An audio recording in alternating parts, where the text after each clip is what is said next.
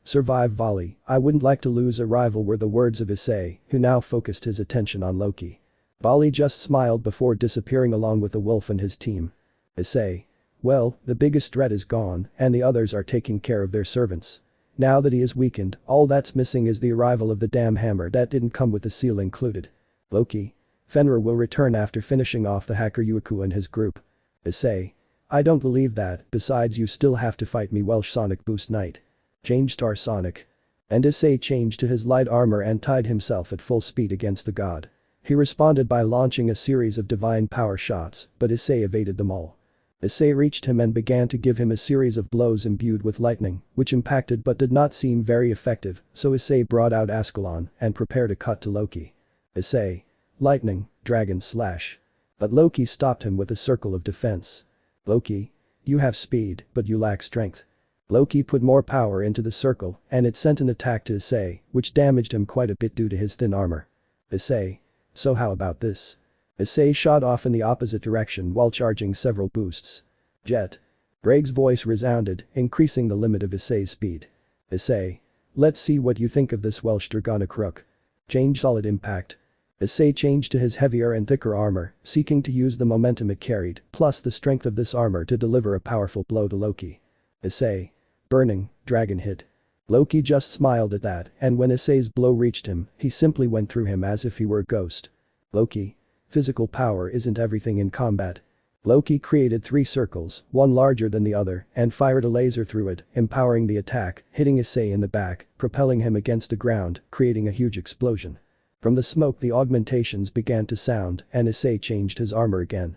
Issei. Welsh Blaster Bishop. Change Fang Blaster. Issei positioned his cannons and his knee pads deployed and dug into the ground. Issei.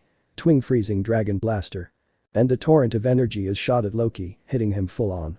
Issei panted a little while his heart also beat faster and faster, but then he heard Loki's voice. Loki. A ranged magic attack can be good, but without having the proper resistance, it leaves you very defenseless after launching it. Loki threw a bunch of spheres at Issei that made him fly in the direction where the others were. Ball. Issei, Ice Kunsan Senpai, Nai-san, boss. Issei. That hurt me. Issei got up to continue his battle, but nearby one of the wolves had escaped from his clones and was about to attack Akeno, but Barakiel protected her with his body. Akeno. Why? Barakiel, I couldn't allow it. While Barakiel was being healed by Asia, Issei looked at Akeno. Issei. Akeno-san is still in doubt, I wish I could help her. So you want to help that girl Ice? Issei was surprised to hear a voice coming out of nowhere. Issei. Who are you? Issei asked a voice with some doubt and a little upset. You have nothing to worry about, no, I would never try to do anything that could harm you, on the contrary, all I want is to help you with what you need, even help you bring the dead from beyond. Issei now hearing the voice a little more clearly realized that it was a woman's voice, although it was a little distorted, it seemed more like 2 women talking at the same time and strangely with a maternal tone. Issei. Ddraig, are you also hearing this? Ddraig. Hear what? Issei. I'm hearing a woman's voice, although it seems distorted. Ddraig tells me to continue, and she's telling me that she will help me bring people from beyond. Dryag, someone heal him quickly, he's already starting to hear voices. Then Asia sends him the aura of her th to cure him, one of the few useful things she will do in this fic. Issei. Ddraig is right, Loki must have hit me pretty hard for him to start hallucinating about hearing non-existent ethereal voices. How dare you call me a hallucination when I try to help you, ungrateful guy. Now it sounded like a mother scolding her son after the report card was handed out. Issei felt a big chill, so he decided to apologize. Issei. I'm sorry Bose. Everyone was looking at Issei strangely for having started shouting and bowing, according to them, for no reason at all. Fine, I'll let you pass this time. Issei. So how are you going to help me? So it's simple, there is only one person who can solve this definitively and satisfactorily, and to bring her you only have to do a few things. Issei. Who are you referring to and what things? You'll know who when you do it, so first do a lightning DS and aim it at his chest. Issei was going to protest, but he silences him before he does. Don't worry, nothing bad will happen. Second, just like you do with Ddraig to acquire that aspect and power, try to do the same, but with that Akeno girl do it through your piece being cast by the same person, it will be easier, and finally try to put into it also your feelings, what thoughts and what you feel towards her. Issei didn't understand what was happening because that voice was speaking to him, what he said was going to work, and more importantly, he knew him and knew what he was doing with Ddraig. Issei. I hope you're right. Then Issei did what the voice told him and points his dragon shot towards Akeno's chest, leaving everyone in shock at what he was going to do. Akeno. Ice-kun. Then before Issei fired his attack, an unknown magic circle appeared in front of him that changed the color of his attack to white with black edges. The attack hit Akeno's chest, producing a flash of the same colors as hers, then being fired upwards and exploding in the sky, generating an intense light that when it disappeared, a figure could be seen descending from the sky. Seeing that figure there were varied reactions, Loki and everyone on his side looked on with intrigue, not knowing what was happening. The Gremory and Citri teams, plus their allies, were surprised. Issei, his clones and Ddraig had their eyes open like ducks and their jaws on the ground, while Akeno and Barakiel were shedding some tears. Akeno. Ooh Oka-san. Barakiel, Shuri. If it was none other than Shuri Himejima, Akeno's mother and Barakiel's wife. Everyone had the same thought, everyone else had the same thought, but only Issei, his clones, and Ddraig said it. And. What is happening, Dr. Garcia? Then Shuri finished going down and stood right in front of the two of them, still in tears. Akeno rushed to hug her mother, while Barakiel stayed behind looking at her. Akeno. Oka-san. Shuri, it's been a while Akeno. Akeno. I've missed you so much.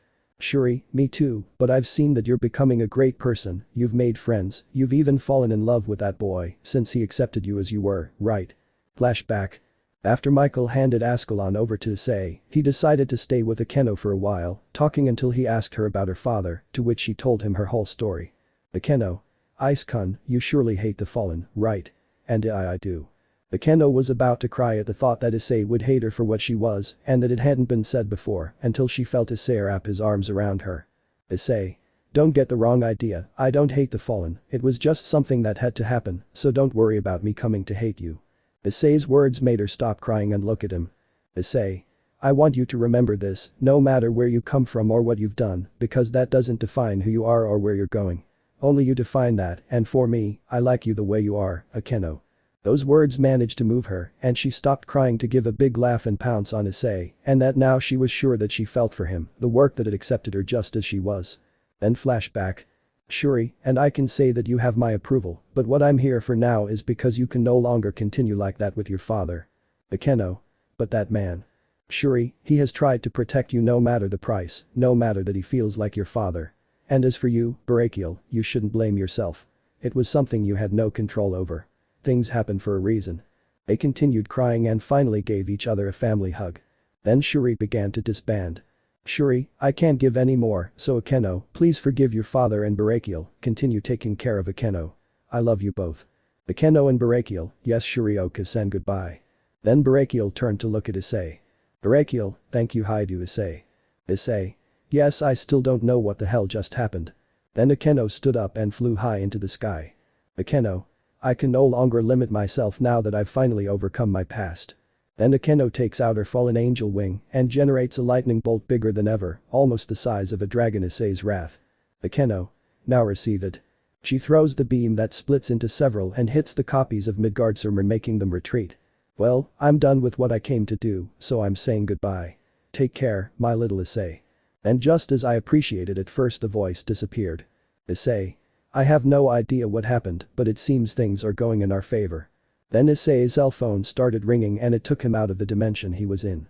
On the screen a notification appeared that said Maginer ready. Issei. And they improve even more. Then a large circle formed from the sky, from which the hammer came out. Loki. The Maginer, so that's his plan, but it won't work. Then Loki sends the copies to attack the replica. Issei. Shit, I have to get there. But then a wake that moved at the speed of light hit several of the Midgardsormr replicas, destroying them in the blink of an eye. Just at that moment, something like a black fire appeared from the ground, it began to spin and imprison Loki, Fenrir's other offspring, the replicas of Midgardsormr. Tannen. This black aura it's from Vritra. Issei smiled, he could now recognize Saji's aura more easily. A gigantic magic circle appeared on the ground, from the center of it, a black flame took the shape of a dragon. Hyoudou Issei-kun, can you hear me? I am the vice-governor of Grigori Shimhaza. Issei could hear the voice of someone he didn't know through the earpiece in his ear, and he was surprised that the device was still working, wondering if it was a Nokia brand. Issei. Azazel does make quality products. Ah hello, was it you Shimhaza-san who sent this black dragon? Shimhaza, yes, Azazel told me that I should send Saji-kun to that place after his training was completed. Issei. So if it was Saji who said it, it finally serves a purpose. Shamhaza, yes, it seems that Azazel miscalculated a bit, we started with his training, but he ended up in a state like that, time was running out, so we sent him in that state, well, it seems that he can differentiate between friends and enemies. Issei. What did they do to him, but what kind of asteroids did they throw at him? Shamhaza, we've put every type of sacred gear of the Vritra type inside it. Issei opened his eyes in surprise. Shamhaza, when Vritra was exterminated and then sealed within the SG, his soul was divided into many layers, because of that, there are many possessors of a part of Vritra, but if you were to group them, there would be 4 absorption line blaze black flare delete field and shadow prison, these were hidden alongside each possessor with some difference, and our Gregory organization recovered them and placed them inside Saji-kun. By being in contact with you Vritra's consciousness began to appear, then Azazel predicted that all of Vritra's SG would be able to become one. Issei. I see, so this was thanks to me, the parts could be put together that way, which in short still makes me the hero of all this. Shamhaza, as a result, the SG and Vritra's consciousness came back to life, but it seems that he became a berserk because he recently came back to life, but it seems that Saji-kun's consciousness is still there, so he might be able to answer if you talk to him through Ddraig, then I'll leave the rest to you, will you be able to do it? Issei. Leave it to me, if he gets out of control I'll stop him, it's not like I have a god and a bunch of other bugs to deal with. Vritra's fire covered Loki and the rest of the enemies, limiting their movements. Those flames moved like a snake, squeezing those who fell prey to them. Loki. What is this fire, I can't move, NGGGGH, my powers are being taken away little by little, this is the power of that black dragon, I've heard that there was a dragon king like that, don't tell me what this is. The bombardment towards the hatchling and the replicas seemed to have no end, attack after attack fell against them, causing serious injuries and eliminating them. Issei. Saji, can you hear me? Issei tried to contact Saji using the PG. Saji, Issei. Saji, it's me, Ice. Saji. I say, what's happening to me, I don't understand why, but my body feels so hot it could be burning. Issei. Stay alert, you came out with a great entrance, so play your part until the end, and then rest, he's gaining more and more respect from me. Saji. What should I do? Issei. What can you see around you? Saji. Inside a black fire, I can see a giant wolf, long and elongated dragons, and faraway armor like yours. Issei. Keep suppressing them like that and don't attack the armor. Also, can you see any human-shaped enemies? Saji. I found him, I can feel a mysterious magical power coming from him, and he's trying to get out of the fire. Issei. That guy is the boss, hold it while I go get the hammer. Issei began to fly towards the hammer, but in another part of the fight, Loki, still restricted, made an effort and managed to appear 3 more copies of Midgardsormr, more specifically where the clones were fighting with Fenrir's offspring. These copies unexpectedly attacked the clones, which caused the wolves to head towards the hammer to try to destroy it. Skoll was quickly approaching until he was close and launched himself to destroy it with his fangs, but at that moment. Mirror of Alice. A large mirror appeared in front of him, and after breaking it with his claws, he received a strong attack equal to the one he had given, seeing himself considerably injured, and now in front of the wolf was Tsubaki. But Tsubaki didn't realize that another wolf was coming from behind, so he decided to change direction and attack the wolf. Issei flew at high speed and changed into tower form to hit Hadi in the head, pushing him away. Tsubaki. Thank you, Ice-kun. Issei. You're welcome.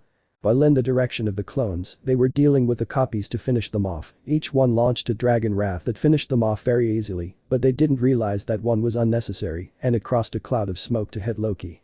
This damaged him, but also separated him enough from the black flames to launch an attack on Issei.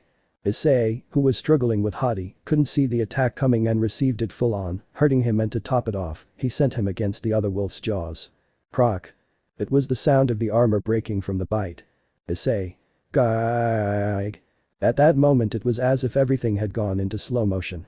Issei couldn't hear the screams of the others. His armor and dragon features disappeared while he bled from his chest. He was lucky he had the tower armor, or it would have been an instant death. The clones that were disappearing arrived quickly and drove the wolves away, while 3 got into defensive position. The other 3 charged boost to give it to them and keep it somewhat more stable. Sigh. Boss resist. Transfer. So these 3 transferred their power to him, disappearing in the process, managing to improve his condition a little, which was demonstrated by them disappearing slower than before. While Issei was fighting to stay, the others, especially the girls, began to attack Loki and his group with more force, who was completely freed by his grandchildren. Asia, who was very tired of healing everyone, could only heal Issei a little, while the latter could only see everything happening in slow motion, while only feeling the infernal heat of his heart. Issei's mind. While things were happening around him, the chestnut-haired Issei's mind found himself again in the same room with the past Sekiryuutei. P.S. There is no other option, it is time to kill that god that is open to us, we must use the Juggernaut drive. Issei began to be covered by the black aura, while the voices flooded him to use the JD, even if it cost him his life, in order to kill the god and his wolves. While far from the black sea that was formed, Ddraig desperately tried to get Issei to get rid of it, however he was very tired. Ddraig curse, why does this always happen? It doesn't matter that the curse always reaches them at some point, but why him? As Issei began to lose consciousness outside, the dark aura also covered him and continued to increase as he prepared to recite the chant. Issei. So this is it, I'll just be another victim of the envy and resentment of a god, my life really has no value. But at that moment Issei received a blow to the face that sent him to the ground. Issei. Hoo. Issei stood up to see in front of him the figure of a person very well known to him, who was the one who used him on the path, who was his inspiration. You idiot, how did you think you would give up and say something like that? I didn't spend 8 years of your life training for you to give up like that. Issei, upon seeing the person, became very emotional and shed tears at the same time. It was someone he didn't think he would see again. Issei. Tusan. It's been a while. Issei hugged the man in front of him while he just ruffled his hair. N.A. He is a bit taller than Issei. Issei. But how is it that? That's something you'll understand in time, however, now I'm here for 2 things. I'll scold you for giving up and push you again, and I haven't even finished the first one. Issei laughed a little, he hadn't changed at all in the time they hadn't seen each other. But seriously, how could you let yourself be defeated like that? You still can't back down. Issei. But what can I do? I'm very tired and he knows all my attacks. So what you always do is take yourself to the extreme and create a miracle, Issei. All this time I've seen you fall, how you bled, but all those times I saw you get up. If you couldn't do it in a certain way, you created your own way. And if you can't, just remember that you're not really ready. Besides, in this fight you also need to resort to your worst aspects. Issei. What do you mean? Turn the worst part of your hand into your trump card. A single action can cause something bigger, just as removing a stone can topple a tower. A flap of the wings can create a tornado. Issei. I understand. So what are you waiting for? You have promises to keep and you never break your word. Issei. Hi, but what about? Don't worry about me, remember even if you don't see me, I'll be with you. Then the scene faded away. Issei returned to where he was. Issei. Thank you Tusan. Issei got rid of part of the darkness that covered him and the part of his chest where his heart began to glow red. P.S. What are you doing? Recite the chant. We must become the dragon of domination by using the Juggernaut. That is our destiny. Issei. And that's said by the one who, by God himself, because of his hatred and envy towards the power of the dragons, decided to seal Ddraig, reduce him as a tool, and that the curse would return us to his worshippers, uncontrolled puppets. I will not follow that path. I am the one who makes my own path. P.S. You don't know anything, you rejecter that you are a nobody, you are just another user of a weapon. Then they began to increase the black aura while Issei was covered with a red one. The black aura began to bind Issei as he struggled to break free. I think I'll help you a little. Then a white light appeared showing an albino subject with an aura similar to Vali. I am one of the ancient bearers of Albion. I am here because you took one of the jewels in the power of Albion. He raises his hand, reducing the dark aura and then disappearing. P.S. You accept the help of bearers of the white where your pride lies as Sekiryuutei. Issei. That is precisely your problem, your damn pride was your condemnation, always oiling everything alone, never accepting help from others, intoxicating us with power, never thinking of anyone apart from you, more than dragons of domination, you are dragons of pride and narcissism, after all, only you matter, and the others are just objects. Issei's aura began to move through the one holding him. Issei. You don't think about Ddraig, he has always had to see how you fall under the curse, as if consumed by it, and I am not willing for this to continue, you have never thought about what Ddraig wants, you always think of yourselves, there is more than that, so fight, do not let yourselves fall into the curse, that is why I ask you that like Ddraig, fight with me, so that we reach the true path, the path to the abyss, and show God that his disgusting curse cannot stop the Sekiryuutei. Then the red aura that covered Issei surpassed the dark one little by little, until it began to fill the rest of the Sekiryuuteis as well. P.S. We agree with you Hyoudou Issei, let's show them together. Elzard, all together. Elsha, all together. Ddraig. Give the signal Issei. Issei. Let's go. Sekiryuuteis. Ah. Out. Issei stood up and the dark aura that covered him was replaced by an incandescent red one that incinerated his shirt and cauterized the wounds he still had on his head. His horns began to grow larger. His eyes became those of a dragon, and scales began to appear on his face, arms, and on the sides of his bare torso. His wings emerged, but these, like his scales, were brighter red. Issei. I, the one who woke up. I am the heavenly dragon who discards the principles of God's domination. He who carries a will to surpass infinity and who will turn any dream into reality. I will become the true Red Dragon Emperor. And I will show you the incandescent light of this red sun. Then an incandescent light only comparable to a star began to emanate from Issei, and then he was covered by a new armor of a much brighter red. This is the new red that represents us Sekiryuuteis. Everyone was amazed by the new armor that the reddish-brown possessed. Issei. Red Revolution Queen. Issei fixed his visit on Loki, and a burst of speed appeared in front of the god and turned his fist like the one in the tower form and gave him a powerful blow wrapped in flames. The blow sent him flying quite far to disappear again and send him to the ground with a hammer blow. Before anything could happen, he made some cannons appear on his back and fired a powerful torrent at the god on the ground. Everyone was stunned by the power she was demonstrating. She had landed several blows on the god without him being able to defend himself or even know where they came from. All that a red aura covered Issei's body and continued to grow larger and larger. Then a lot of rocks flew out of the ground and the god came out of the crater, quite injured with many burns and bleeding. The god had an expression of pure hatred and was directed towards the chestnut tree. Loki. It can't be. How is it possible that a mortal is doing this to me, a god? Issei. I'm not just any mortal Loki, I'm a Sekiryuutei, and this particular Sekiryuutei increases his power the more his heart burns. Ima, watashi no kokoro wa subite no chikara demotsukiru, and now my heart burns with all its strength. Issei. Ah. The energy and heat that it gave off began to increase to the point that it covered the area in which they were even burning Loki and the sons of Fenrir and then concentrated on Issei's armor. Then Issei in a flash of speed appeared in front of Loki. Issei. Burning Dragon hit. And with another great blow, wrapped in flames, Issei sent the god to the ground, but it didn't end with that. Issei. Twin Electric Dragon Blaster. And he launched a double torrent of lightning at the god. Before anyone could react. The two sons of Fenrir launched themselves against Issei, but they bit their thick gloves. But still nothing happened, his fangs didn't even pierce his gloves. Issei. You're done because I'm not in the mood for you. Issei's gloves were filled with fire, and the moans of pain from the two sons of Fenrir could be heard. Then Issei forcefully took them off him and threw them against a mountain. Issei. Too hot for you guys, then cool down, take out the cannon's great freezing, Dragon Blaster.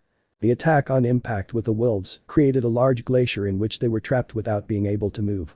Loki then launched himself at Issei, and he threw a punch at him which the god tried to avoid by turning intangible, but the punch still hit him. Rainer. What's going on with Ice-kun? No attack they use on him works. The power of that armor is so great. Tannen. You're wrong, it's not the armor, it's Issei himself who causes that. Everyone was amazed by what the dragon said. Tannen. As everyone knows, Issei has a rare disease which causes his heart to start heating up more and more. This case worsened to become a demon, and even more so by having the heart of a dragon, and it was the latter that gave him this ability.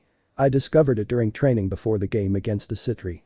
I overdid it and this caused Issei to be very injured, which led him to have an overload of emotions and adrenaline added to the fact that due to the intensity of the training, his heart was already at a very high point. At one point, while Issei increased his power and entered the JD, that overstrength took his heart to another level, and that same red aura began to emerge and then explode. Strangely, the heat did not affect him, but everything around him began to calcine almost instantly. I approached him, but his power also burned me. After a while, I noticed that it not only burned my body, but also my mana and stamina. Due to its power, we decided to name it the Death Zone, since everything that gets close only awaits death. Riaz, how long will it continue to increase? Tannen. Until it leaves a supernova as a tiny spark in comparison. Issei. Here, it's all Loki Trident Dragon Wrath. Then Issei launched his three variations of his attack, but visibly bigger, but the epitome was that they combined into one. This immense tri-colored dragon took the god, dragging him and creating a huge explosion. When Loki came out, he was completely screwed. He had no chance against Issei's new power. Loki. How is it possible you are so strong? Issei. A stupid question. Do you ever look at the sun and ask why it shines? It's time to end this once and for all. Issei extended his hand as if waiting for something. Then one of his clones appeared with Imaginer in hand and handed it to him. Issei. Boss, here you go. Issei received the hammer. Issei. Thanks, but this is not all Loki, there is more Mirajin Maker. Then two more clones came online, but the surprise was that Issei created three duplicates of the hammer that were taken by the clones. And at that moment Loki felt true terror and regretted wanting to bring about Ragnarok. Loki, you how? Issei. It's simple, with the Mirage Maker I can create a duplicate of any object I know well. Rose. So that's why you asked me that. Flashback. Issei. What I want to ask you is if you can tell me everything about the Maginer. Rose. Why do you ask me? Issei. Believe me, it will be key for tomorrow. Then flashback. Rose.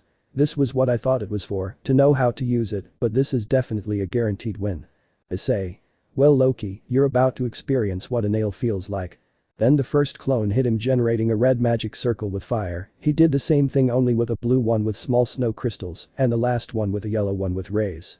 Everyone stood over Loki, restraining him more and more. Issei. And now goodbye. Issei launches himself at Loki, but before impacting he feels a hand on his and for some reason the Maginer became lighter and began to emit red rays. Issei didn't pay attention and punched Loki, putting him in a final circle that made the other three fly so that they would adjust and join this one. Loki. Damn you Sekiryuutei, the circle reacted by burning him, freezing him and electrocuting him at the same time. Issei. An addition of mine, now go away.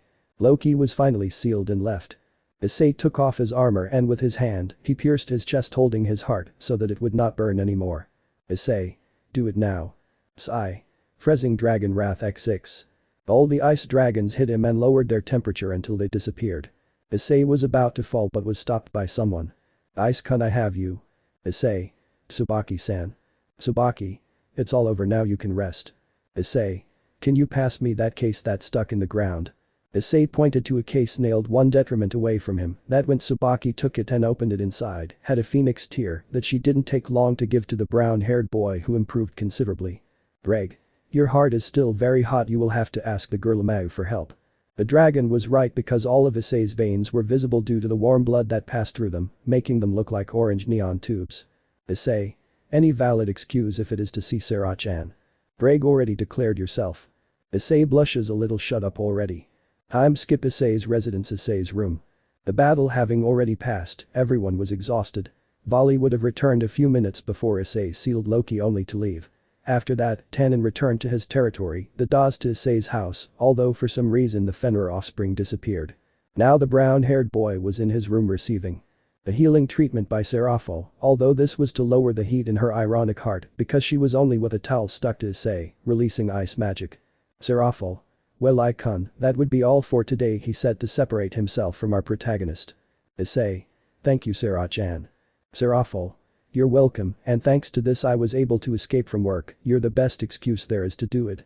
Issei. For me, any excuse is good enough to see you. After saying that, the two blushed a little. Serafal dressed in a magic circle. Serafal. Well, I have to go. See you soon, Icon. Issei. I look forward to it, Seirachan. So the two say goodbye still with a blush. Then Issei left his room and went down to the first floor, finding to his surprise Rose Weiss along with the others and a newly arrived Azazel. Rose. Azazel, could you tell Aden-sama that it's time to go? Azazel. What are you doing here? Rose. My presence bothers you. Then Issei enters. Issei. That's not what he means. What's happening is that the old man already left. Since he didn't see you, he thought you had already left. Besides, Azazel-sensei is coming to accompany him. Then the silver-haired girl started to cry. Rose. Aden-sama abandoned me. Then Issei, being the man that he is, went to comfort her. Issei. Okay, Issei is here for you, let it all out, said the brown-haired boy while he hugged her and rubbed her back. Then the Valkyrie went from being quite sad to being very blushed, mostly because Issei still had nothing on from the waist up. This for the jealous gaze of the rest of the women that until Riaz approached and began to talk to her, showing her a bunch of documents which showed the benefits she would gain by being her servant. Issei, I can only think. Issei. He's bribing her. And apparently very well because I managed to make her become his servant. Issei. Demons are better at brainwashing than I thought. Then Azazel approached Issei. Azazel. Hey Ice, they sent you this from the underworld. Azazel throws what looked like a cover at him. Issei. Ha, catches the cover what? Issei saw that the cover was for a PS4 game, it was titled Rising of the Burning Heart Dragon, and had an illustration of Issei raising his BG, with his heart glowing red, surrounded by flames, and Ddraig's shadowed face behind it. Azazel. Since all your exploits have already come to light, they decided to create a fighting game based on you. Issei was very amazed. Azazel. it just came out today and so far more than 2,500 copies have been sold, just counting the PlayStation 4 and physical copies. Issei was still speechless. Azazel. They're even thinking of adapting the events into a series. Issei still speechless. Wow, you've made a huge leap to fame, Issei. Issei. I didn't see this coming, but we'll see how it turns out, although I wonder whose voice that was and why my father appreciated me. Ddraig. These are unanswered questions for now, but remember, I and all your colleagues will be there to help you. Issei. Thanks Ddraig, that reminds us that we have a new level to train, so let's go. Our chestnut headed to the training room to test his new power before trying his new game. Kuoh Park City. On a bench under the shade of a tree, two figures could be seen. A man and a woman. Woman. Do an apostrophe T you think we made things too easy for him? Man. I don't think so. Shrugs. It was necessary, besides it's my job as his father to give him a hand if he needs it. Woman. Are an apostrophe T you indulging him too much? Man. Hey, you were the first to enter. Woman. You're right about that, unfortunately. Man. HMP stands up. It's been a while since we've been around here, so why don't we take a walk around town? Extends his hand. The woman smiles and accepts his hand. Woman. If you promise that we'll go eat, you're buying. Man. Don't abuse it. Woman. Fufufu, if you do it I will give you a very special gift tonight. Man. You convinced me, let's go. Chapter 16. A not so peaceful school trip. What the hell is wrong with these furries? It had been a while since the battle against the god of deception, and in 2 days the second-year students were going on a field trip to Kyoto. At this moment Issei would normally have to be dealing with a desperate argument between Rias and Asia, and sometimes a Keno, but Issei had better things to do. And right at this moment he was dressed as a builder again, what looked like a tropical island in front of a table, on which there was a plan that had the name Hidden Paradise written on it. Issei. Well gentlemen, we have work to do, so get moving now. Then several of his clones began to carry several bigas, concrete mix and various tools. Issei. You on the left and you on the right. Always guide yourselves by the plan. I don't want any mistakes. We have to finish before the end of the year. NA. In the fic they are in August. Sai. Yes, sir. Time jump day before the trip. Now the entire Gremory entourage was in the mansion of Ria's parents in the dining room of this. They were talking about casual things, the only relevant topic being the fact that Rose wanted to make a Nordic magic school in the clan territories to try to raise Valkyrie demons, which seemed like it would be supported by the Gremory who had high expectations for the future of the clan, giving casual glances to Issei who only sighed with tiredness. Ddraig. You really need to clear things up with the Retreat and her parents. Issei. When you're right Ddraig, I'll fix this before it gets worse. But then Venilana catches Issei's attention. Venilana, by the way, Issei-san, are you going to have your school trip tomorrow? Issei. That's right, we'll go sightseeing in Kyoto. Venilana, so that reminds me of the pickled vegetables I bought last year, they were very delicious. Issei. JMIC maybe you should try them, I can bring you some if you want. Venilana, well, I didn't say it with those intentions, although if you want, I won't deny them. Issei surreptitiously looked at Venezuelan breasts, something that no one noticed. Zeodicus, I remember Sirzechs has returned to the residence. A little while later, Issei and Milikas could be seen walking down a corridor in which the Crimson Mau Sirzechs Lucifer and the so-called strongest young demon, Sekiryuutei Baal, could be seen. Milikas went with a smile towards his father, while Issei and Rias laughed normally. Rias, Oni-sama. Sirzechs, Rias, Ice-kun. Rias, I heard you were back. Sirzechs, there was no need to be so attentive, but thank you. Sekiryuutei, I'm going to interrupt, they seem to be quite angry, Sekiryuutei. Issei. Of course, I can say the same about you. Rias, Sekiryuutei, I wish you had said you were coming to visit. Sirzechs, he even brought us fruits that the Baal territory is famous for, and we also talked about the RG in which you would participate. That left the duo intrigued, but Issei began to smile when he heard that he wished to eliminate any rule that would prevent them from using their full power. Rias, in other words, he will accept all the powers we have. Sekiryuutei. That's right, if I can't defeat your entire family with their maximum power, I couldn't claim to be the heir to the great king's house. Issei just looked with interest at the dark-skinned Baal. Sirzechs, sounds good to me, he also told me he wanted to exchange blows with you Ice-kun. Sekiryuutei. Yes. Sirzechs, so what do you think about a light combat? That took Issei a little by surprise, but he just smiled. Issei. Of course. Sirzechs. Then it is decided that the young demon number 1 and the Sekiryuutei will face each other fist to fist. Time skip a while later. Now they were in what looked like a small coliseum. Sekiryuutei, I'll show you the strength of my fist. Issei. Good.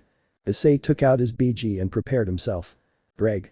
Issei has seen the strength of this demon, so you will have to go serious, but don't go all out, since it is just a light fight, so just use the BB. Issei. Okay, let's go balance breaker. Welsh dragon balance breaker. Sekiryuutei, so you're serious. Issei. Of course, let us go. Issei throws a punch that hits Sekiryuutei in the face, making him retreat quite a bit, but he quickly recovers. Sekiryuutei. It was a good blow with power and full of emotion. A common demon would have nothing to do against that, but at one point he appears in front of Issei. I am different. Sekiryuutei throws a punch which Issei manages to block, but it makes him retreat a few meters. Issei. Wow, that was a good hit, my arm is tingling a little. The right arm of the armor had a small crack that was fixed instantly. Sekiryuutei, I knew you wouldn't fall for it with a simple greeting. Issei. I wasn't wrong if his greeting did that, he really will be a great opponent. Sekiryuutei. Okay, here I go. This disappears again. Issei. Here we go. Sekiryuutei reappears, giving an upward blow that Issei manages to only graze him, before counterattacking with a kick that he manages to block with one of his arms, but moves him away. Issei after standing up sees that in his armor there is a small crack that is fixed instantly. Issei. This is definitely getting better. Issei disappears to reappear in front of Sekiryuutei to hit him on the forehead, sending him somewhat far away. But he responds in the same way, hitting Issei, which manages to crack his helmet, while he sees some blood coming out of the Bale's forehead. Both of them throw themselves against each other, throwing and blocking blows between them, showing themselves to be quite equal, since Sekiryuutei could be seen with some bruises in Issei's armor with quite a few cracks, and with parts that were flying, and both were bleeding a little from some of them. Even Sekiryuutei hit the air, sending strong attacks against Issei, who was forced to throw a blow that would lift the ground in a line toward Sekiryuutei, so he could attack again from the front. Issei. Now yes. Issei went at great speed, striking Sekiryuutei, who responded with a blow to the face that made him move away. Issei, after recovering from the blow, adjusts his collar and sees Sekiryuutei. Issei. He's quite strong, is he really from the same generation as Butchu and Sonokaichu? Ddraig. You're right, it's surprising looking at the levels of the heirs of this generation, just pure physical power taken to the extreme, something similar to you. Issei. You're right, although I have the dragonic power, but he is a demon who did not inherit any of that from his clan, pure power achieved through training. He overcame the obstacles in his path, despite his condition. I can see that there really is a resemblance between us. Sekiryuutei attacks again, but Issei blocks him, moving away a little due to the wave created, attacking back, pushing Sekiryuutei away. Issei. Did you really train your body to be so strong despite everything? Sekiryuutei. I just believed in myself and my own body and I did it. Issei. Keep training to achieve your goal despite the difficulties, you really are someone to admire, and I can't help but see myself reflected in you, so that's why I'm going to throw my fist with everything. Sekiryuutei, good, because I do the same. Boost boost boost boost explosion. Issei's arm was covered in fire while Sekiryuutei with Tauki. Issei and Sekiryuutei. Ah. Both throw their fists that collide with each other's and create a seismic wave that breaks the ground beneath them and also part of the barrier that was above them. Their fists hit each other's heads, causing Issei's helmet to break and both of them to move away from each other a little, only to see that both their fists and heads were bleeding and Issei's right glove was broken. Sekiryuutei, haha, you also contained power in that attack, right? Issei. You found me out. Sekiryuutei. Even if your power, speed and defense are incredible. Issei. I say the same, if you can make me peel seriously. Sekiryuutei. We'll leave this here, it doesn't feel good to give it my all in an exhibition fight. I have a lot of fun fighting you, an opponent more of my style makes it more exciting, so during the game I hope you attack me with all your strength, that's how I want to fight the Red Emperor. Issei. Rest assured that I will do it. Issei takes off his armor and they both clash fists. Then Sekiryuutei turns to see Riaz and her servants. Sekiryuutei. Riaz and all your servants, our next meeting will be on the stage that will bring us closer to our dreams, so come, I will defeat you with all my strength. Sekiryuutei. I'll be waiting for you eagerly, he said as he left. Then Sirzechs, who was standing next to Issei, asks him. Sirzechs, so, what did you think of his blows? Issei. Incredible, although somewhat similar to mine. Sirzechs, that's right, just like your hard work to fill the gaps where he lacked, so he became stronger, possessing something that other demons don't have. Issei. He's right, although his merit is somewhat greater than mine. Time skip travel day. Now Issei and the others were at the train station that would take them to Hyoudou, and Riaz gave them some papers that allowed them to enter the temples without any problem. Riaz, okay, please take care of the Hyoudou that I love so much. All. Hi. The group minus Issei, okay, we're off. Riaz, take care. Tiba. I'll buy you a memory. Riaz, I look forward to it. Issei. Okay then I'm leaving now. Issei was going to leave, but Rias stops him. Rias, I tried to act strong, but I'm the same as Akeno, although I'm better than before, I don't think I can endure so much without you. Then if you already know what Rias was like when she was separated from Issei in canon, imagine what she is like now that Issei is mostly far away. Issei. Well, close your eyes, it's just like my uncle said. Rias blushed and closed her eyes and got into position to give a kiss, but she only heard Issei's voice in the distance. Issei. It's not my problem. He opened his eyes to see Issei at the train door, then headed towards the. Issei Estison hits a part of the train and screams. Issei. What are you waiting for, start. Then the train closed its doors while Issei said goodbye to Rias with a mocking laugh and then entered the train and sat down in his seat, which were too empty, so he decided to lie down there. Do you have the videos ready? But to his misfortune the imbecilic duo was sitting in front of him and all he could think about was. Issei. These are idiots. Then someone approached Issei. Rainer. Do you mind if I sit next to you? Issei. Of course not, I'm glad to have you around. Issei said with a smile that made the brunette blush. A few minutes later, Issei decided to sleep for the rest of the trip until he reached Kyoto, but he didn't realize that he ended up on Rainer's lap. Time skip Kyoto. After their arrival in Kyoto, all the students were taken to the hotel that belonged to the Rias family. Each one was taken to their room, which they shared with another person, except for Issei, who was left alone. At first he thought he would get something like the presidential suite or something like that for being the highest ranking demon in the group. But it passed when he reached the end of a hallway that looked very ordinary compared to the rest, then he opened the door to see the disgusting room he had been given. No bed with a small old TV. Issei. I'm the strongest on the team, I do most of the work, I have a higher rank than everyone except Rias and they put me in the crappiest room. Issei had released some power breaking part of the floor he was standing on. Ddraig. Calm down Issei, it's not that bad, there are worse things, they could have put you next to the nun or with her friend with glasses. Issei. You're right about that would have been worse, although this makes me reaffirm that when I become upper class or get rid of Rias, I'm going to leave and I'm not going to come back. Issei had already calmed down until the autistic duo appeared to make fun of his room, so they ended up with a mega tumor-sized bump on Issei's part. Issei. At least I was able to release some stress. Then someone else came into the room. Rose. Ice-kun, are you here? Issei. Oh, Rose-chan. Quickly gets close to her. Issei. As much as you want this room is. Rose. I know, but it's what Ria-san prepared for us. She said she prepared a space where we could meet and talk whenever we want. Issei. Okay, but did it necessarily have to be my room and such a bad one? Rose. Just try to hold on a little Ice-kun, besides you have the day off, why don't you go and take a walk around the area? Issei. I think it's a good idea. Issei started to leave his shitty room. Rose. And try not to destroy anything. Issei. I'll try, he said as he said goodbye. Time skip. Now Issei was with the church trio. Rainer and the Relenico trio were passing through the streets of Kyoto looking in the shops until they arrived at a temple.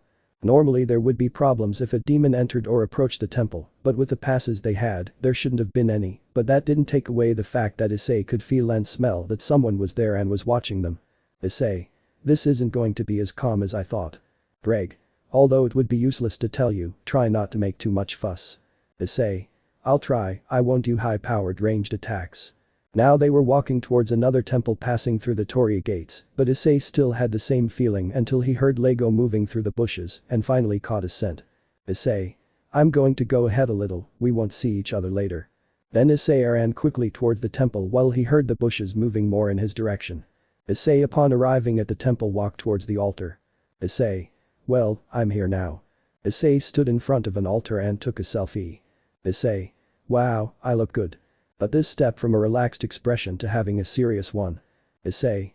I know you're there, so come out. He makes reptile eyes and expels a little aura now. Then they come out showing that they were subjects with fox masks. Issei. So this is the welcome, huh? You're not from around here. Then a girl appears with a jump at the top of the entrance of the monument that by her features was a kitsune. Also some Tengu appeared on the roof of the temple. Damn stranger, how dare you? I'll make you give me back my mother. Issei. What? Don't lie, you won't be able to fool my eyes. Then he gives the signal for them to launch themselves at Issei, but he dodges his attacks relatively easily. Issei. I don't know what you're talking about, but I can assure you that I won't take your mother. Then the masked men attacked Issei with swords, but he dodged them as he moved away from the temple while attacking some of them, sending them to the ground, trying not to kill them. Until he could reach the part of the forest where he ran downhill with the Tengu following him. Issei. Let's see if they hold. Issei increased his speed passing the I have until he reached a tree that he used to jump back towards the I have who were going to use their sticks to hit him, but Issei was faster. Issei. Double. Dragon hit. Issei hits them both in the face with the back of his hands, knocking them out. Issei. 2 birds, 1 stone. Some masked men were going to attack, but they countered the blow of a spear of light, courtesy of a certain fallen. Rainer. Fun is always where you are, right? Issei. What can I say? I'm not looking for excitement is looking for me. Then the church trio also made an appearance. Irina and Zenobia. Ice-kun, are you okay? Issei. Of course these are not challenges. Zenobia. They are Yaokeis, right? Then the Kitsune girl reappears. Damned impurities of evil, I will not forgive you. Issei. Here we go girls, try not to kill them or damage the place, so stay out of the way and stay back. The girls. Hi. Then they started the fight, which was relatively easy for Issei and Rainer, who were the 2 strongest in that group, then being Irina and finally Zenobia not having Durandal. The fight was won since they focused on knocking out their opponents, and in a short time they were so far outnumbering the enemy that they only had the option of retreating. Ah, it's the retreat, damn evil existences, I'll make them give me back my mother. And disappeared in a small tornado. Issei. What the hell just happened? Time skip a while later at night. Now they were back at the hotel and Issei was talking to Azazel. Azazel. So you have no idea why you were attacked? Issei. Exactly, she said that they took her mother and blamed me. Something is happening here and it doesn't seem good at all. Azazel. I totally agree with you on that. Issei. Should we report this? Azazel. Not yet, not until we clarify what happened, so I will take care of reporting it. Issei. Okay. After finishing the conversation with Azazel, Issei returned to his room and lay down for a while until his cell phone rang. Issei. JM, a message from Sarah-chan. Time jump. Now Issei and his group had been invited to eat by Seraphil, so they went to the meeting point and there they met the members of the Citri entourage who went on the trip and Seraphil who wore a yukata, although it made her look good, although for Issei, she looked better in her magical girl outfit. Issei. Hello Saji, Kaichu combo, how did it go? Saji. Well, what can I tell you, Issei, since we are the student council, we had to stay with the teachers and help them, which left us as if we were just starting out during exams. Issei. Shit. Then Issei and the others sat down. Seraphil. Guys, the poultry here is exceptional, so eat what you can. Issei. You don't need to tell me, and Seraphil-sama looks good tonight, but what is she doing in Kyoto? Na. When they are in the presence of the other Issei they have to be more formal, even if they don't like it, at least for the moment. Seraphil. Thanks for the compliment, I-kun, and I'm here for work. I came here to form an alliance with the Yokai of Kyoto. It's just that something terrible happened. Tiba. Something terrible. Issei. What happened? Seraphil. The leader of the Yokai, the Kyuubi, disappeared. Issei. Then remember what the girl told him, that Kitsune was the daughter of the Kyuubi. The attack was because of that. Saji. So you guys had a bad time too. Seraphil. Azazel-chan told me about your report and it's the most likely reason. Azazel. In all likelihood, those behind this are. Issei finishes the sentence for Azazel. Issei. Our dear friends from the brigade, right? Seraphil. Exactly. Azazel. Ah, he gets up and walks near the door. We're supposed to be busy taking care of the students and they do their thing. Seraphil. There are Yokai willing to help us in Kyoto. We plan to help them through those contacts. Azazel. I'll move anyway. Issei. And so what about us, we just stay to pose for the photo. Azazel. Yes, or at least for now try to enjoy your trip. Issei. But. Azazel. I'll call you if I need you. For brats like you, these moments are important, are N''T they, we adults will do what we can, so enjoy Kyoto for now. Issei. Azazel-sensei. Seraphil. That's right, so I-kun tries to enjoy Kyoto to the fullest. I was thinking of doing it anyway. Seraphil's jovial attitude managed to convince Issei. Seraphil. Okay then, let's eat the food we have. Issei. Well, let's fill our stomachs. Everyone. I did Akamasu. So after eating, everyone continued on their way back to the hotel. Issei. The KB, what are they looking for this time? This doesn't seem to be the work of the old Satan faction. Zenobia. That means the situation is more serious than we thought, right? Tiba. Yes, we will have to prepare for the worst. Asia. Yes, even though Ria's Onasama isn't here. Issei and Rainer. And that's not even if she makes much of a difference, who does it is me, it's Ice-kun. Tiba. It may be obvious, but Ice-kun without but you are Akeno-san you are in charge. Issei. I know. Kiba. And we trust you completely. Issei. Smiles I know that too and I thank you. Time skip next morning. The group was training although Issei for obvious reasons did it standing up, except when it was Ascalon, they looked quite tired, Issei to a lesser extent. Issei. It's good to see that I'm not the only one who really wants to progress seriously. Kiba. One workout can bridge the gap between two people. Issei. Totally agree. Kiba. Although with more people it would be more effective. Zenobia. Come on, let's try it. Issei looks at her curiously. Issei. Wait Zenobia, you'll still have that wooden sword. Zenobia. Of course this isn't just a memory. Kiba. Although it would be better if you used this. Kiba creates a small sword and gives it to him. Zenobia. Thanks, I can carry it hidden while walking, I'll always be ready for an enemy attack. Issei. Enemy, how well, if we're done yawning, let's train before the roll call, and I'm not going to make it easy for them. A little while later, the group was once again walking through the streets of Kyoto. At one point, Ika decided to approach Asia. Ika. Hey Asia, this place is Sanenzaka. It says that if you travel through here you will die. Asia. That's very scary. Asia tries to grab onto Issei's arm, but he quickly moves away. Issei. But the other arm ended up being taken by Zenobia, and before Asia took the other Rainer took it. Issei. But what? Zenobia. Japan must use curse techniques when developing its treats. Issei. Ah look at Rainer. Rainer.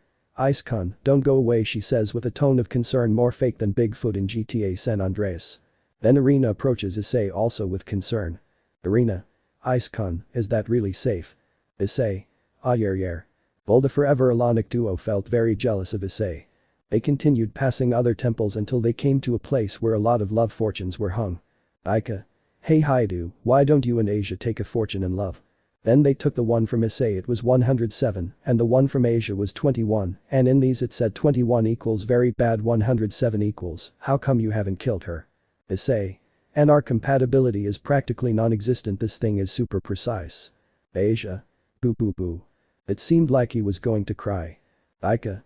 Calm down Asia, that's just a piece of paper. I was trying to cheer Asia up while the pair. Mitsuda. If Kami-sama is real. Matoma, I knew it. Rainer. I said, what if we do it this time? Issei. Good. And they took Issei the 14th and Rainer the 20th and both said excellent. Issei. Wow, we are very compatible. Rainer. It seems so I knew it. Irina. Ice-kun I want to try too. Zenobia. And me. So Issei took out the girl with the blue-haired girl and the brunette with pigtails and on these two occasions he came out excellent again, that made the two girls happy, while it angered Rainer a little, but she was comforted by Issei, so she let it go. While in Asia she is devastated and even in this she didn't seem to have any luck with the reddish-brown. While the duo was crying. Mitsuda. Calm down Motohama, at the hotel we can beat Issei. Issei. Dare and you'll come back Kuoh in several garbage bags.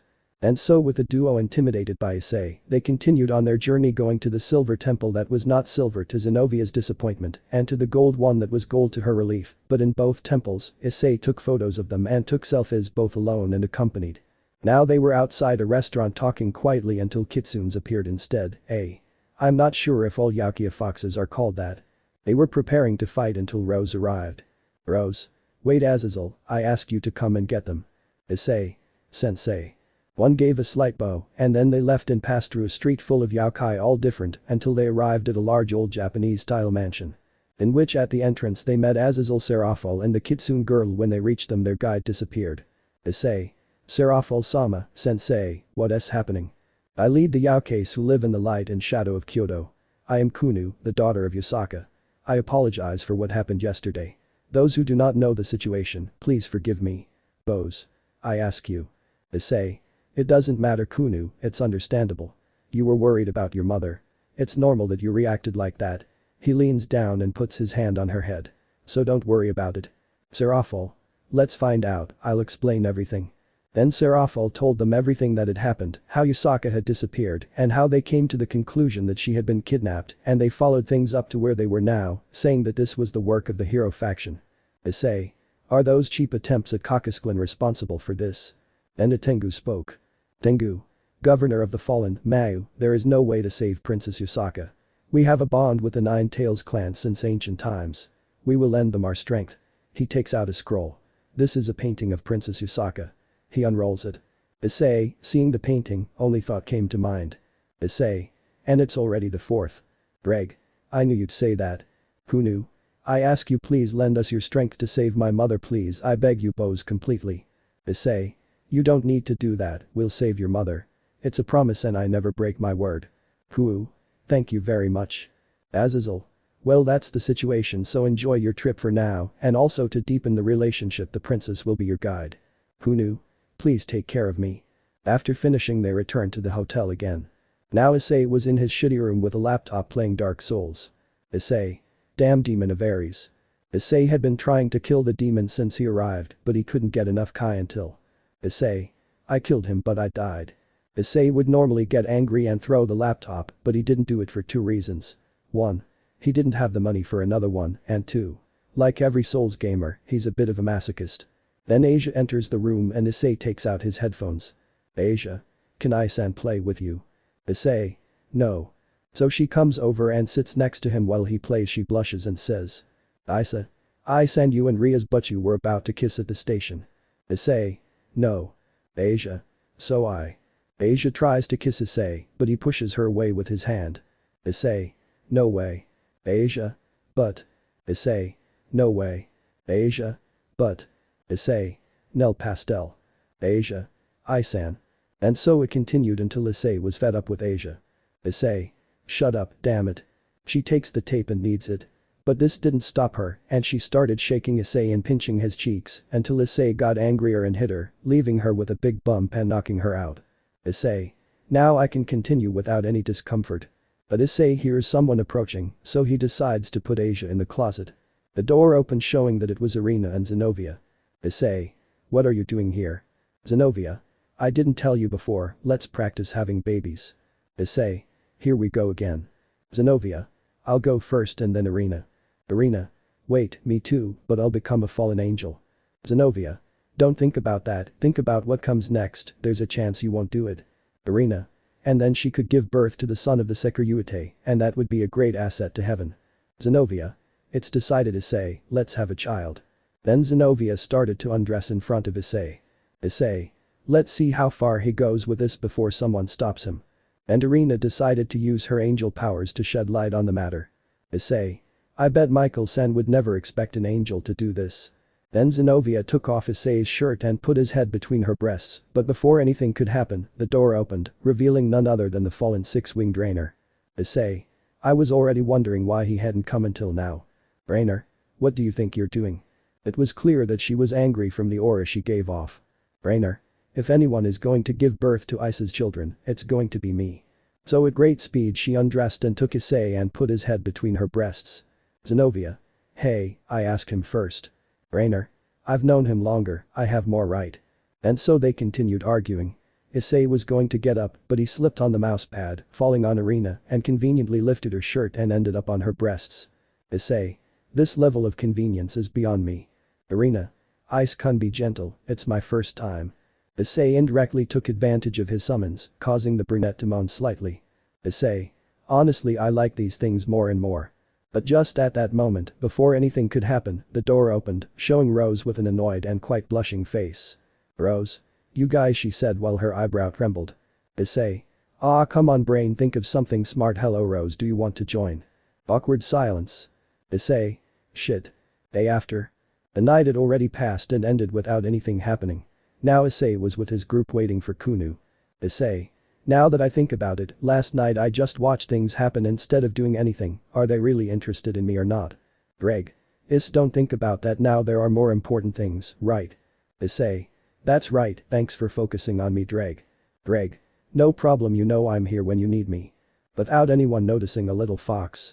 But then a strange fog began to appear on the roof of the station and began to descend until it reached Issei's side, changing shape, showing that it was Kuoh. Kuoh. It seems that everyone has arrived. Issei. Ah Kuoh, you've arrived. Then the duo, insert nickname that I can't think of anymore. Mitsuda. Oh Issei, you found a girl in Kyoto. Motohama. It's small and cute. Then Kiryu removes the duo and tries to take Kuoh, but Issei reacts faster and takes Kuoh by lifting her and putting his foot on Kiryu's face. Issei. Stay away from Kuoh, you crazy piece of shit. Ika. Let's go Hyoudou. Issei. Never, I'm going to keep Kuoh safe from retards like you. Issei lowered Kuoh, still keeping the weirdos away. Kuoh. Thank you, and as said before, I will guide you on your journey. Issei. I appreciate it, and I'm sorry for making you join us at a time like this, and I promise you now that I'm going to make sure I protect you and keep these weirdos away. Kuoh blushed a little at what Issei said. Kuoh. You don't need to do that. Issei. On the contrary, you're with us even with a group of xenophobes around, so that's why I'll keep you safe until you meet your mother. Issei caresses her head. Besides, I can't let such an adorable girl be hurt. At that moment, Kuoh felt something strange, a type of affection similar to what she felt her mother gave her, but a little different. Kuoh. I already told you that it is not necessary, besides my mother would scold me if I did not keep the promise I made. Issei. Your mother taught you well, you should never break your word, always remember it, then I'll leave it to you. Kuoh. Hi. Then they began to pass through different places guided by Kuoh until they arrived at a boiled tofu shop. They sat down and began to eat. Kuoh. Boiled tofu is the best. Issei. I understand what you mean, it's delicious. Kuoh. I can eat it all day. Everyone kept eating. Irina. Boiled tofu is excellent. Irina started looking at Issei while he was talking to Kuoh. Issei. Then you must really like it a lot. Hanu. That's right, but the one my mother makes is more delicious. Issei. Really, then I'd like to try it someday. Then Issei turned to see Irina, who was still looking at him, making her blush and turn her gaze away. Afterwards they continued their journey until at one point they ended up meeting Kiba's group, following him to the restaurant where Azazel was about to drink, and with Rose, who looked at him with disapproval. This ended with one thing or another, with Rose getting drunk with a single drink, and with Azazel staying with her so that she wouldn't suggest. Then they were crossing a bridge where Kiryu, among many of the things he said that if they looked back, couples would separate. Asia got worried and told Issei not to look back for anything in the world. Issei. You and I aren't even friends. Then the place changes, turning grey, and a strange fog appears, and Issei seems to remember it from before and just says. Issei. Great, what I was missing. Chapter 17. The trip is going to shit, and who invited these xenophobes? Ov narrates Issei. Issei. I've seen this fog before. Flashback. It was after the sports festival ended. For some time, a series of annoying visitors were arriving in the city who belonged to a faction of the Chaos Brigade, the faction of heroes, which is made up of supposed descendants of legendary heroes or their reincarnations, and also SG users.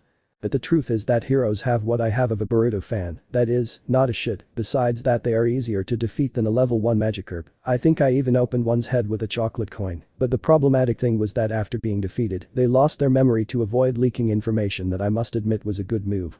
But what really bothers me about this group is their mission. They say they seek to eradicate all supernatural beings, for whatever reason, and I really don't care. But well, back to the main point. Our group arrived at a warehouse where there were 3 members of this faction, although the one who stood out the most was a guy wearing dark glasses. So the demons have arrived. Rias. That's right, we've come to prevent them from doing whatever they please in the city. We few them. Issei. Nobody cares about that, let's go for what we came for. Attack. Then some strange creatures appeared and attacked us, but they were no problem for us. We eliminated them very easily. But then 2 of the 3 subjects decided to attack with their SG abilities, one of them being light and the other fire. But you launched an attack at one, but the third did something that made a shadow appear and swallow the attack, so that it later came out from another side against us. Issei. Okay RH-chan, Irina, you will attack the one with light, I will go against the one with fire. The rest will be in charge of the monsters and the guy whose style is only his glasses. Everyone except Rias. Hi. Rias. But I don't. We all ignored Owl and continued with our business. Ray and Iriana found it easy to defeat the light one. For my part, against the fire one, I threw my own fireball that he tried to stop with his own, but he couldn't, so he created a wall to defend himself, but it gave way and he fell to the ground, so I could knock him out with a dragon hit to the face. Issei. What kind of idiot attacks a dragon with fire? Does he think he's a dragon slayer or what? Well, now only you are left. Glasses. You will not win, Sekiryuutei, the heroes always win. The poor guy doesn't know that it only applies if you're the protagonist. Issei. Yes, as you say, dragon trigger. Issei launched 2 dragon triggers towards the subject. Glasses. Idiot. The guy used his shadows again to swallow those attacks, but Issei is smarter so. Issei. Kaiho. Then the spheres were released and began to collide inside the shadow, causing the subject to receive great damage and end up on the ground. Issei. It seems that the human body can only withstand 96 quacks. Glasses. Ah. Issei. Finishing off these heroes is a waste of time. They're not coordinated, nor are they a problem when they're separated. It's like killing ants with a flamethrower. Then something seemed to haunt him, or I don't know why, he started screaming and creating more shadows, but strangely, a strange fog appeared, covered the whole place, and took him away. Fin flashback Fin Pav. Then Kiba came running. Kiba. Lost dimension, a Longinus. Issei. And not just any high type. Then Azazel also arrived flying. Azazel. Hey everyone's okay lands only those of us who are supernatural are here. Who knew? It can't be. Issei. Who knew, what's going on? Cuckoo. I heard that my mother was wrapped in the same fog when she was kidnapped. Issei. Then. Among the fog, some figures appear, one of them standing out, who possessed a spear that emitted great power. This same figure puts his spear forward and launches an attack in the direction of Azazel. Azazel creates several defense circles to protect himself, but they are all destroyed, and the attack hits him, sending him flying into a temple in the distance. The figures emerge from the fog, revealing that they were all young boys and girls, but the one who stood out the most was the one with the spear, a dark-skinned man with clothes that were a mix of a school uniform and Chinese armor. Nice to meet you, Governor of the Fallen. Issei. So they finally decided to appear although they are not missing their white costumes. By that attitude I can tell you're not surprised, right? Issei. Why would I be? We already knew you were here. Besides, if you're trying to intimidate with numbers, I can feel that the majority's power doesn't even reach a mid-class demon, except for you and that white-haired guy. You were very perceptive, it was to be expected of you. Issei. And who are you? But more importantly, that spear isn't even close to just any old one. My name is Kuoh. Ignores the hero of the same name and the spear. Kuoh. Is the true Longinus. That surprised Issei and the rest except Azazel who had just arrived and already knew the spear. Issei. Don't fuck with me, this man has the strongest Longinus. Ddraig. Calm down Issei, the important thing is not the weapon, but how you use it. Issei. Yes, he is also human so even with that weapon he won't be that powerful. Who knew? You kidnapped my mother, what do you intend to do with her? Kuoh. Your mother will help us with an experiment. Who knew? Experiment. Issei. Does he think he's 100 tiff or what? Kuoh.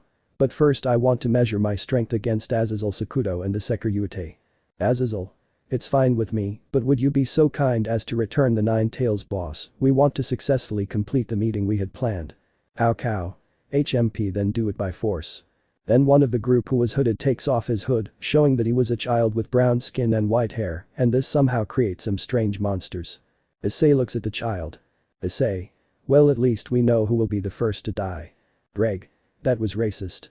Issei. But you have to admit that I'm right. Ddraig. It's true. Azazel. Annihilation Maker. Kuoh. You hit a Longinus with the ability to create monsters according to the user's will. Azazel. I can't believe that the worst power capable of destroying the world is in your possession. Issei. This is becoming more and more exciting and tedious. Azazel. It seems that he is still in development, so his creations are not as powerful as they should be. Kuoh. Not exactly yet, but you're wrong about something. One shoots and creates an explosion. Issei. A light attack, this gets more tedious. Kuoh. Leonardo's power uses the opponent's weaknesses and uses them on monsters to confront them. Everyone else shoots, but they dodge their attacks and begin to attack them, destroying neighborhoods. Issei. Monsters that use light. I gotta Kiba create your swords that eat light and pass them. Kiba. Hi. Issei. Arena Rage and you will be the first line of attack since light is not your weakness. Ernia. It may not be my weakness, but it can still hurt me. Rainer. Then stay back, Dove. She goes and attacks. Arena. You'll see. She also goes and attacks, and between the two of them they destroy several very quickly. Issei. Heh, they don't get along very well, so to speak. Asia. And me, Isan. Issei. Stay back and don't talk Kunu, keep the unbearable medicine cabinet safe. Issei puts the sword in the BG and charges augments. Issei. Light Eater Gatling Gun Dragon. So Issei launched his flurry of attacks that easily finished off several of the monsters. While they were fighting, Azazel was flying in front of Kuoh. Azazel. I will fight you. And instantly puts on his armor and creates a spear. Azazel. Here I go. Kuoh. This is going to be more than just an honor. Then both clashed their spears in a fairly even clash. Azazel. So you mounted attacks against the different leaders of each group to gather information for your anti-monsters. Kuoh. That's right, thanks to that we were able to collect a lot of information. Azazel. But it seems you haven't been able to create a god slayer. How cow? It's because I'll do it myself. Then they both continued their spear fight. Issei. Damn, I wanted to fight him, sensei got ahead of me. Sekiryuutei, you will face us, said three girls. Issei. Great, I get the insects, but okay then let us dance. One of them attacks with her sword, but Issei dodges it and hits her on the chin. Another tries with a club, but Issei stops him and kicks him in the side. The last one tries with her flail, but Issei kicks him in the leg, causing him to fall, and a steel ball to hit him. Issei. Very easy. But then the red-eyed albino approached him. That skill was to be expected from you. I would like to try fighting against you. Issei. It's fine with me, I won't say no to an interesting challenge. Okay, by the way, they call me Siegfried. Zenobia. That's why he seemed familiar to me. Issei. Do you know him? Zenobia. Is an exorcist of the highest level, Chaos Edge Sieg. Issei. A traitor exorcist fence. Sieg. I'll leave the presentation here, let's peel. But before anyone could do anything, Kiba came out with his BB to attack Sig, who dodged his attack before attacking with a sword. Then Zenobia attacked him, but he defended himself with another sword, and then Kiba tried again, but a third arm with another sword blocked him. Irina also attacked, but her attack was stopped in the same way, and in one movement he made them move away. The three swordsmen surrounded him. Zenobia. Damn, how does he have 3 arms? N.A. I mention it here before I forget that Zenobia is using a copy of Ascalon made by Issei with her Mirage Maker. Kiba. I hate to admit it, but he's strong. Sieg. Madakin, Graham, with this cursed sword I can face any other sword, as well as Balming and Notgen, both legendary cursed swords, and this arm is a twice critical a dragon arm. Issei. That sword makes me very uncomfortable, it's like Ascalon at the beginning but even greater. Ddraig. It's because Graham is a dragon slayer, but even stronger than Ascalon at the height of Durandal. Issei. Do an apostrophe T fuck with me. Kiba. SG knew it and he hasn't shown us the ability he possesses. Sig. Besides that I haven't activated my BB yet. While this was happening, Azazel and Kuoh continued fighting until the latter came to stand on one of the bridge's railings. Kuoh. It was to be expected that the Gremory family would also work as a team with you at the head. Hyoudou Issei. Issei. Thank you. Kuoh. You're a rare case. You started off at a low level, but you gradually grew in power in a more overwhelming way, and with it your ability to lead also. It could be said that you seek to improve in everything, but why are you desperate to prove something? Issei. Shut up. Issei got angry with what the hero said, so he threw a dragon shot at him that he easily deflected with his spear, but created a huge explosion where he fell. Kuoh. That's just proof that you will become by far the most powerful and dangerous Sekiryuutei of all time. Azazel. Kuoh, what is the reason that the hero faction started to act? Kuoh. Satoku Dono, our reason is quite simple. We want to know how far we can go as humans. That surprised everyone. Issei. I think I was wrong, not everyone is a fucking xenophobe. Kuoh. Angels, fallen demons, dragons and others have all always been defeated by humans. Issei. Although for each one at least 700 humans fall, even many more. Kuoh. And so it must be, it is a simple capricious challenge on the part of humans. We want to know how much we can do before you as humans. Ddraig. Wow, it's almost the same thing you and I were looking to do. Issei. That's right, but we don't spend so much time doing so much shit to reach the goal, we only get stronger the more we fight, and we do have dignity. But then the water shook and it looked like something big was going to emerge from there, and so it was. A huge mechanical looking creature came out. Issei. Who said Pacific Rim? Azazel. Gogu Magoku, the weapon of destruction created by the ancient gods, was supposed to have been confined in the dimensional gap. A circle appears near the Colossus and a flash comes out of it so that it can finally be seen that it was a girl. Nice to meet you, I'm Lefay Pendragon, a witch from Volley's team. Issei. Wow, the truth is that she is very pretty. Ddraig. Wow, I thought you were going to say your other line. Issei. I already said that yesterday and I have to vary it a little, right? Faye. I came to give you a message from Volley. Samakov tries to imitate Volley. I thought I told you not to interfere. Returns to his normal tone. That's all. Kuoh-san is going to receive a punishment. Then the giant hits the bridge with his hammer, destroying it. Guguma crushes XD. Issei in a quick movement opened his wings and stood on a rubble. Issei. That was close. While Issei was standing, Lefay floated next to him and she looked blushed. Lefay. This I'm a fan of your series. Issei. Huh, those bastards lied to me, they said the series wouldn't come out until a month from now, possibly they released it a week after the game. The Fae. Would you mind shaking my hand? Issei. Is that all you want? The Fae. Huh. Issei. I mean, wouldn't it be better to take a picture, because for my part, there's no problem. The Fae. Really, she said with little stars in her eyes. Issei. Of course. So when they were going to take their photo, Kuoh decided to attack the giant with his spear and defeated him in one blow. The Fae. No, my precious moment is ruined. Kuoh. That was an unexpected interruption, but how dare you ignore your opponent in the middle of a fight. The hero stopped when he saw that Issei was still taking a selfie with Le Fay, which made a vein pop out on his forehead. Kuoh. Stop ignoring me now, Sekiryuutei. Issei. Shut up or I assure you that I will come towards you and I will stick that spear where the light can't reach, did you hear me, Coco Loco?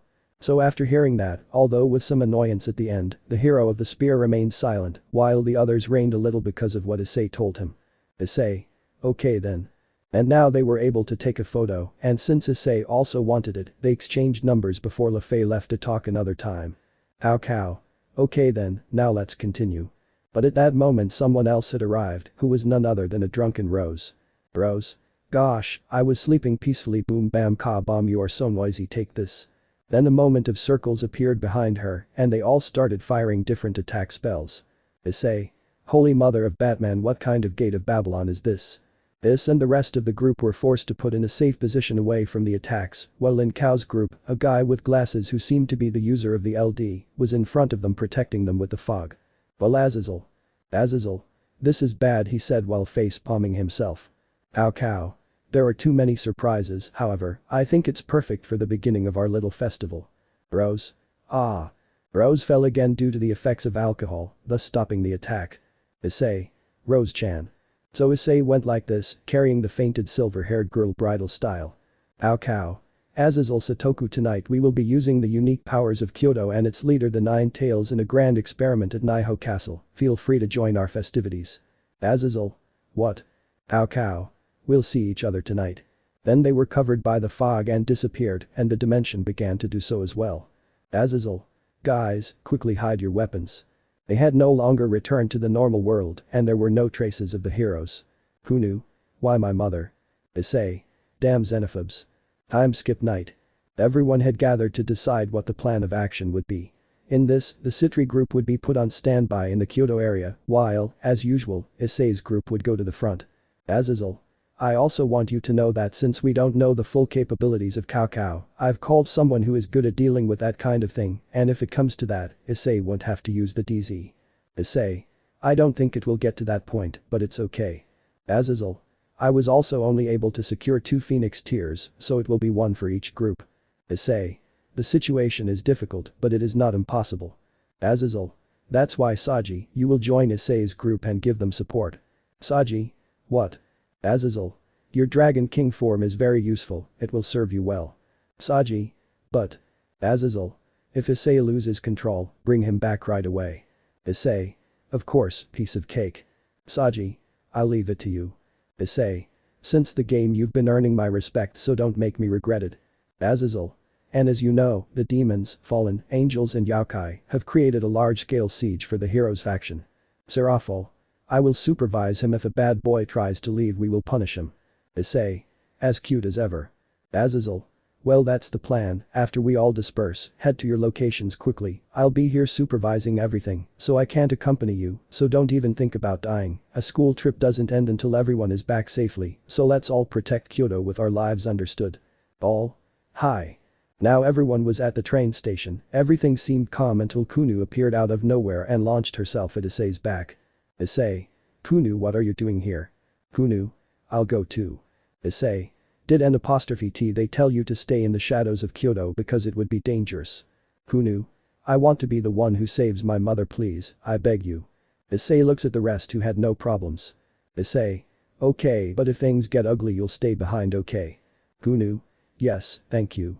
Then suddenly the fog of the LSD enveloped them. When it dispersed, Issei and Kuoh were in the underground with no sign of anyone else.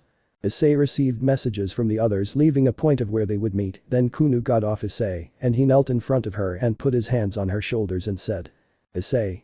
Kuoh, we will definitely save your mother, so make sure you stay close to me, I will protect you.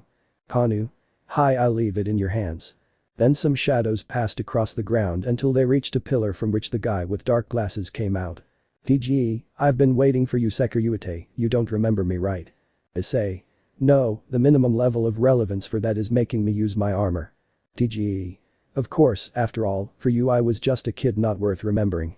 Issei. Exactly. TGE. Exactly, and this time I'll show you the power of the one who controls the shadows balance breaker. Then the shadows began to gather around his body until they formed an armor. TGE. How are you? I look like you, right? When I fought you, the difference in power made me want to have an armor just like yours, and I got it thanks to my SG.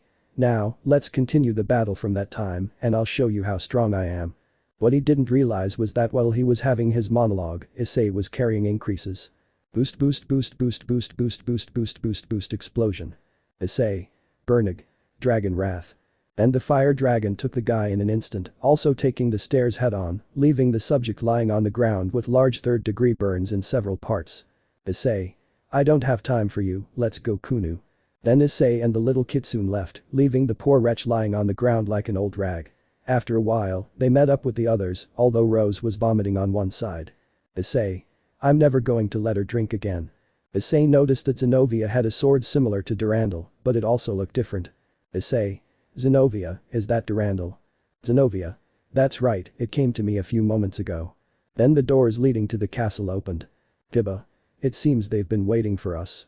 Then to the place and they walked until they reached a. I don't know what it's called, so insert the name on which were Cow Sieg and two new subjects being a girl and a muscular guy. Cow, so they're here. Issei. We're here to finish this. But Kuoh Yasaka's mother appeared dry from them, looking like she was in a trance, being held by two subjects. Issei. It seems we have two suicides. Kuoh. Mother, it's me, Kuoh, what's wrong with you, wake up. But she didn't listen to her. Anyuo, bastards, what did you do to my mother? Cow. We already told you that we want you to help us with our experiment. Cow hits the bottom of his spear against the ground, giving the signal to the two to release it. Isaka. Ah. He seemed to be in pain and was holding his head tightly, but in a moment he began to glow and turned into a large nine-tailed fox. Kuoh. Mother. Issei.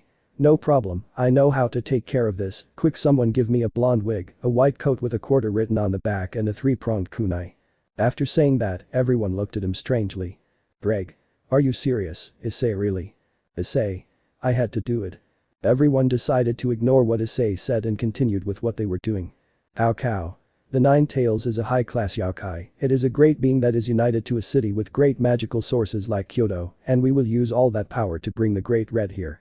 Issei.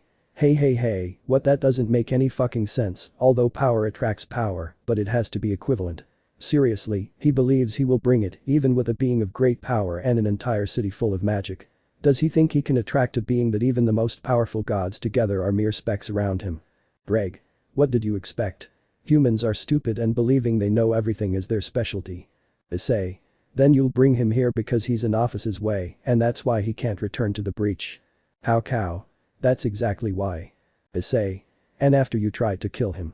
Cow. Whoever knows, the first thing is to capture him. Issei. Where did these idiots get so much ego? It's like watching Team Rocket from the anime try to capture Arceus. Oh, whatever, free the Queen of the Nine Tails before she goes there and turns you into my bitch. Zenovia. Issei is right, what you plan to do will endanger the others, so the first thing is to finish you off. Gibba. I think the same. Arena.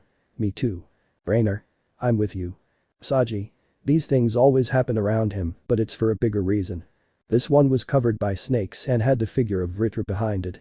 Vritra.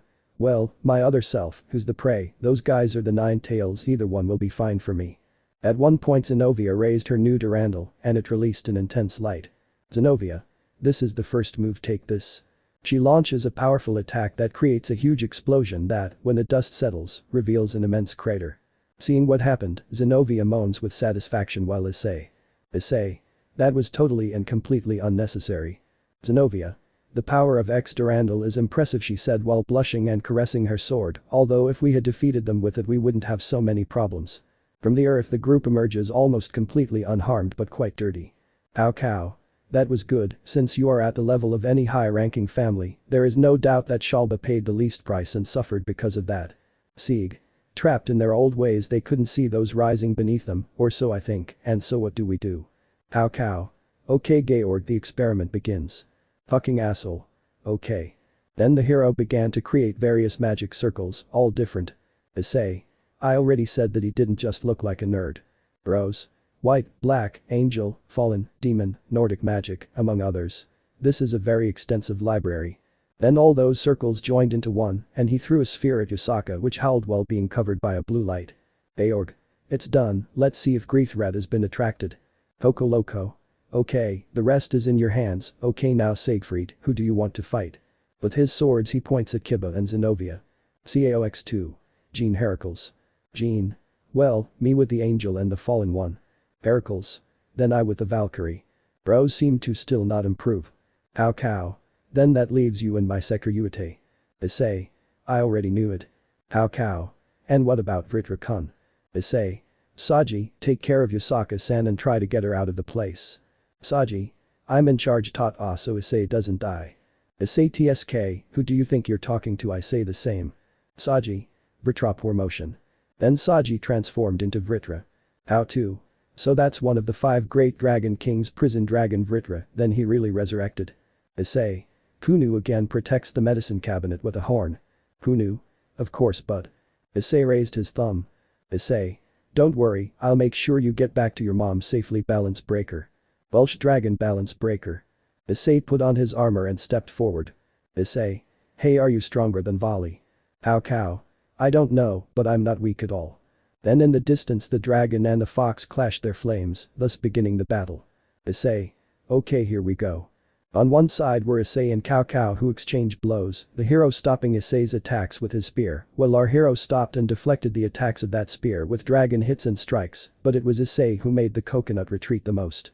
Mitra's on the other hand. Kiba and Zenobia had difficulties with the 3-armed swordsman. At one point Zenobia pulled out a blade from her sword that turned out to be destruction. Zenobia. Against him I will need both swords. Sieg. And while we're at it, let me show you the balance breaker. Then the European Zoro grew 3 other arms, each of which took a sword, now being General Grievous. Zenobia. 6 swords. Sieg. The demon swords Tinfing and Dane's Leaf and the lightsaber for the demons. Kiba. It's like an Ashura. Sieg. This is my Chaos Edge, Ashura Ravage like TC. My BB is also a subspecies. Then Grievous Albino launched himself against a swordsman. While on the other hand Jean was dodging the attacks of the angelic duo. Jean.